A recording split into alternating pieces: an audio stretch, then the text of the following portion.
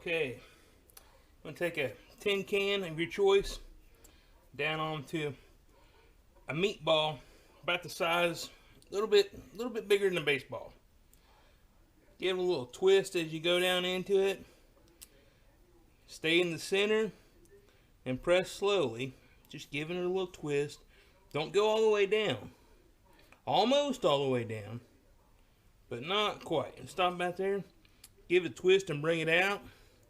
And you may want to look into grabbing the top of your can with a dish rag or something like that. Get a better grip on it because it condensates from the warm and the cold and all that. But you want to get your shape started and kind of work it the same way you would a pizza dough, from the center out, because that can, most of the cans that you find that you use are concave at the bottom, and it allows the meat to stay a little thicker in the center. So you just want to take and work that meat towards the outside. And you got to remember this.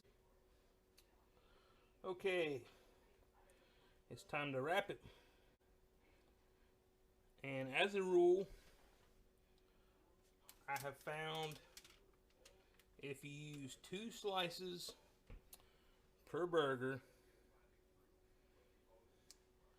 they hold together real well. And if you wrap them on the opposite, sometimes you don't even have to pin them. But when you're planning your meal, if you count your bacon strips and your bacon pack, they usually average around 11 or 12. And I counted on 12, and 2 per burger leads me to 6. I'm only feeding 4 at a time, so 6 is plenty. Plus, these burgers don't leave room for seconds.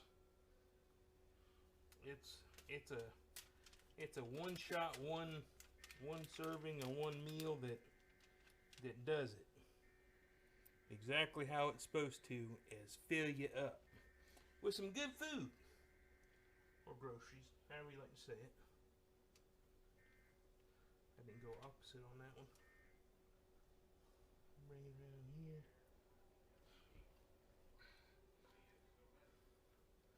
And so on. And just keep wrapping them till you get them all wrapped.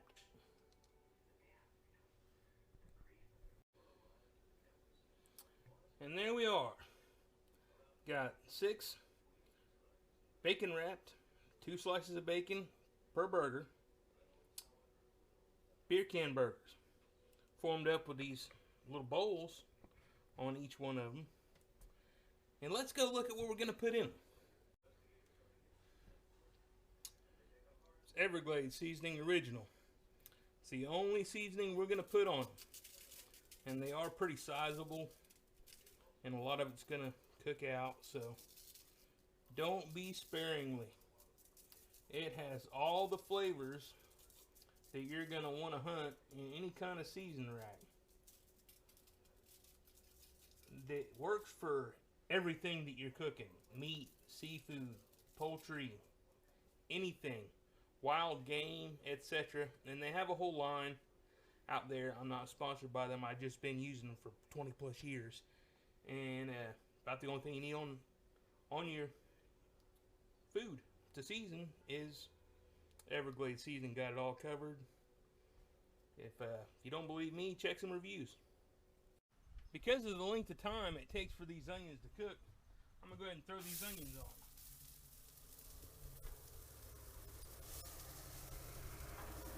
Spread out. Get even.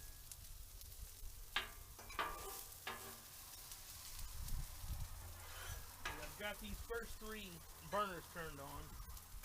We'll get all of our onions out there. We cut them up, we want to cook them.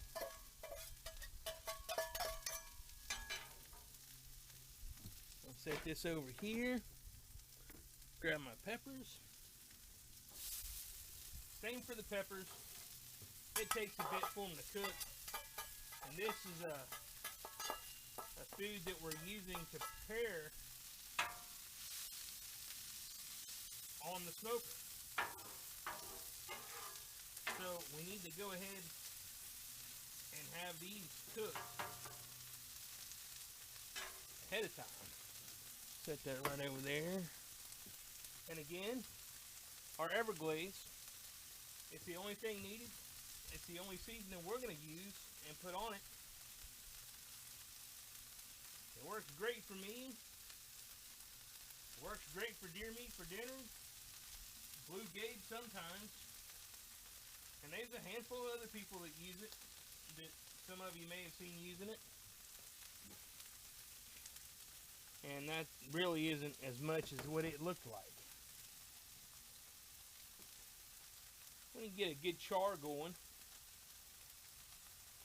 on these peppers and onions, get them done up. And right now I've heated the black top up and got it good and hot. And then I turned it down to about a quarter of the way because I don't need those to cook real fast. And while those are doing that, I'm gonna come over here right behind you and get my smoker started. Alright, come in, give these a turn.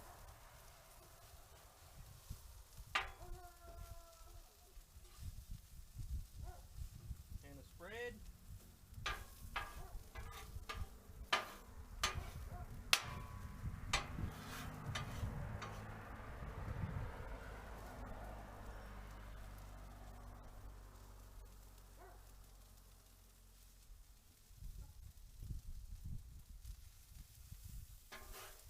Give these onions a turn. Yeah, they're getting some good color to them. They're getting done up.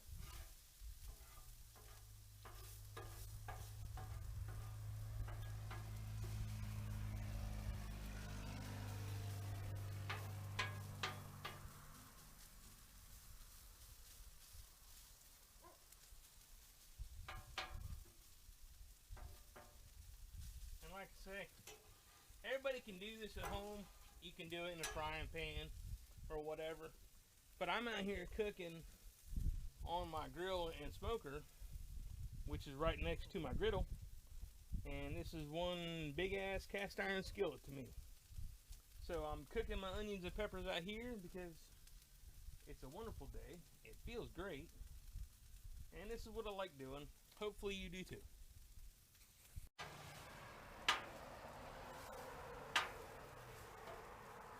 I think I'm gonna call these the good spot, or they have reached the good spot.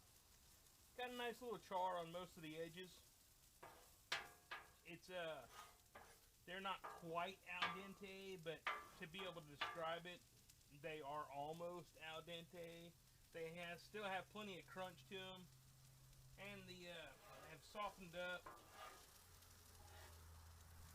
And most have achieved a translucent on the onions. But here's the fun part. Y'all ready? This ain't the hillbilly hibachi or the redneck hibachi, but still we like to have fun. It's time to mix. Look at them colors. Aren't they pretty? Nah, I'm just kidding, y'all. We'll go ahead and mix these up. I like to keep them separate while I'm cooking just because one might take a little longer than the other. But they are getting mixed because this is part of the ingredients that are being prepped to go into the beer can burgers. This is what's going to fill up the bowl. And you'll see as I'm finishing up and as we're filling these, this is plenty. This is going to be all the fillings and toppings you need. Although we do have some more that I haven't shown anybody. And be careful when you're doing that. Man, you'll get a hot flash of something right in your eyeball. Might need to be wearing safety glasses out here on this cooktop top stove griddle.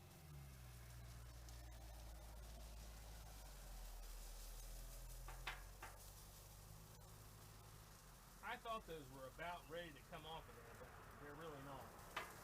We're gonna leave them on, a few minutes longer. Took some of that wet off of them, dry them up a little bit. Spread them out, they get plenty of air in between this way. Help them cook.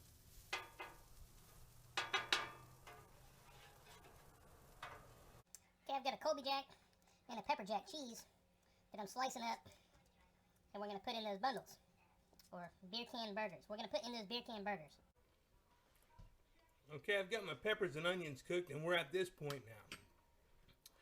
And what we want to do is get you 2 of these strips of the cheese you cut and lay on the bottom. And you can go in whichever order you prefer. Tell you what, make more room for the peppers and onions. I'm going to stand them up like so. Just got a new idea.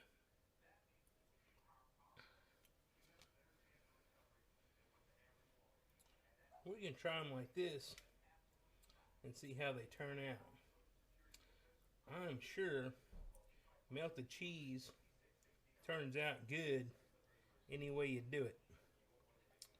But we're going to do it like this here, because what goes good with bacon, cheese, and beef, ground beef always goes good with bacon. But this is what we're going to do here. They'll act like a little fence, help keep some of those peppers and onions in.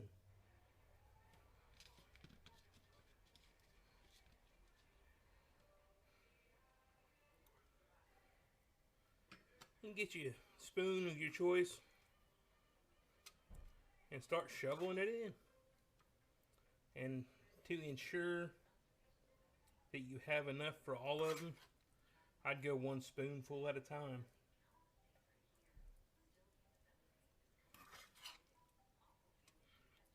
And ingredients so far: 2 bell peppers, 1 sweet Vidalia onion, 48 ounces of beef, 1 package of bacon. And that's where we're at. And as soon as we get these filled up here, we'll get out there on the smoker grill slash and load them up.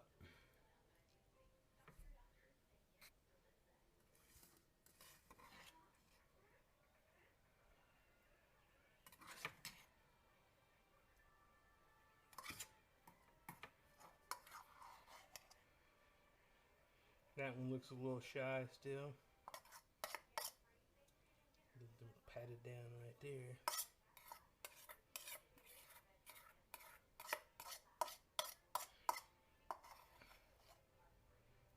This one could use some. And we'll take the last what we got here, and we'll put in this lonely little fella right there.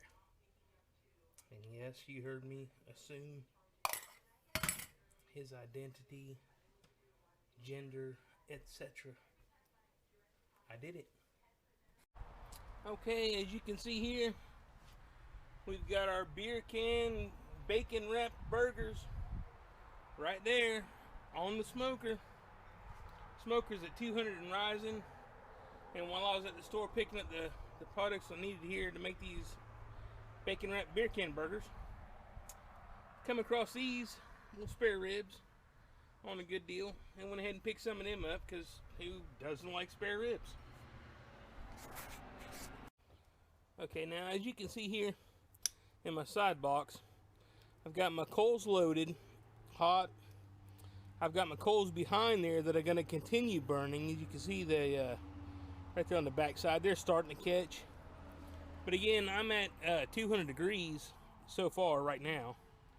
And this is a steady burn. That's a slow burn. And I've loaded these apple lump charcoal pieces here as a heat barrier because the heat's going to continue to rise. But as it continues to rise, this apple wood is going to start smoking, and it's going to give me my smoke flavor that I'm looking for. All right, y'all. It's 5:20, 250 degrees. Dog barking. Looky there. I mean, can you smell it?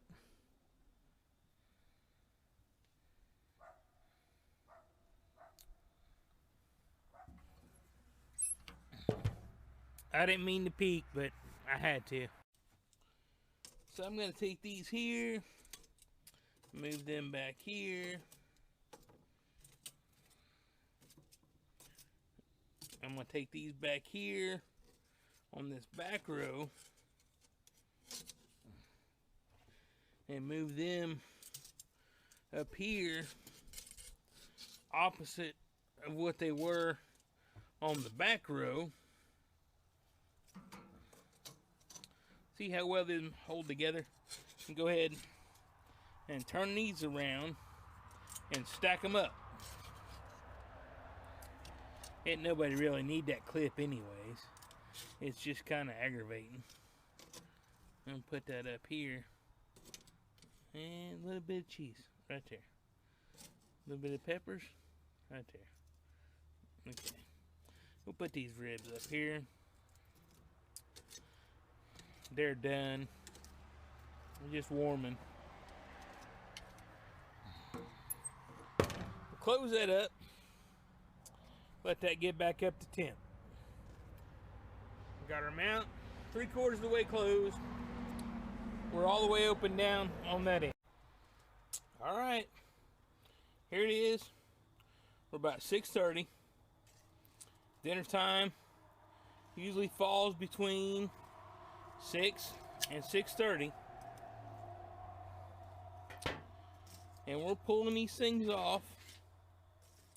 Give them about 15-20 minutes to rest. And they'll be ready to plate up. Got a little extra cheese on that one. Fell off.